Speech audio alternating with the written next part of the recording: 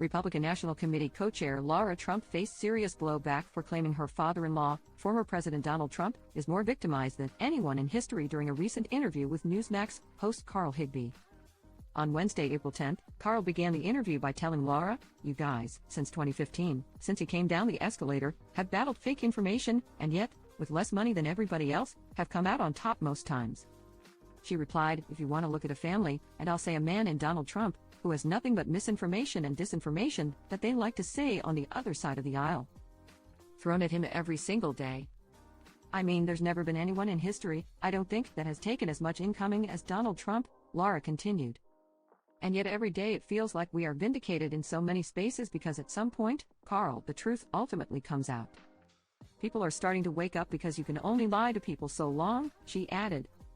Several people took to social media to criticize Lara's comments and to point out the numerous privileges Donald has had his entire life. Some went as far as to say the former president has never known a day of stress before finally suffering the consequences of his actions.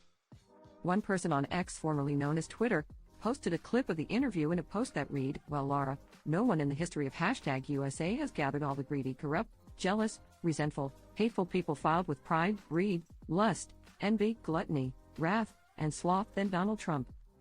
No one has ever committed 80 felonies in 4 years in office. And no one continues to break the law when he is called out to be held accountable. Is it possible that if he stops doing these things, his pitiful life would settle down?" Another user commented, "I've never seen a better example of a wolf wearing sheep's clothing, except that the wolf is covered with Cheeto dust and has tiny hands." A third person joked, "Please, won't anyone think about the billionaires?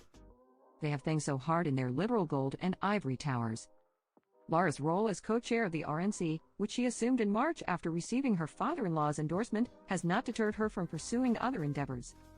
In addition to her political responsibilities, she has ventured into the music industry by releasing a pop single and hinting at future music projects.